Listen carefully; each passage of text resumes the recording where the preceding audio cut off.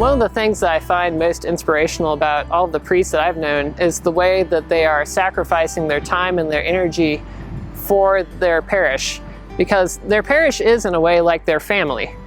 It's their spiritual family, and they are, in a very real way, the fathers of that family.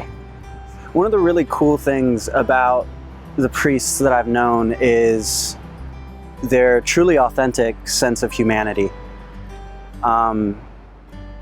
Every priest I've known has been really just human. They haven't tried to hide their mistakes or the problems that we tend to associate with our humanity. So what's continually inspiring to me about priests that I know is how much time they devote to their ministry. It doesn't ever seem like they have any time for themselves.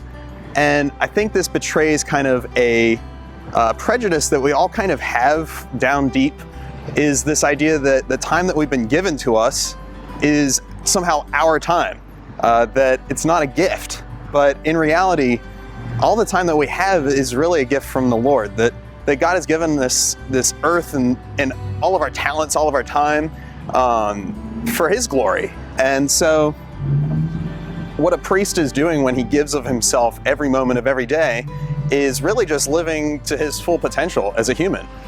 The image of sacrifice has always been especially vivid when I see the priest celebrating Mass, because he's connecting that sacrifice of his own life to the sacrifice that Jesus Christ made on the cross for us. When I was a catechist at my last parish, I often told the teens and my young adults that each vocation has its own sense of sacrifice associated with it.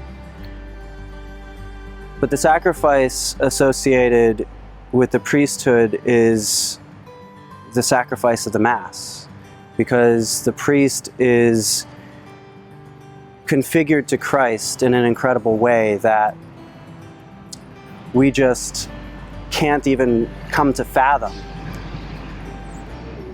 Another thing I find really impressive about the priesthood is how different every single priest is. I can't think of any two priests that are really the same person, because sometimes you think, oh, that guy, he's definitely a priest, or he should be a priest because he fits some imaginary mold that we all have somewhere in the back of our minds.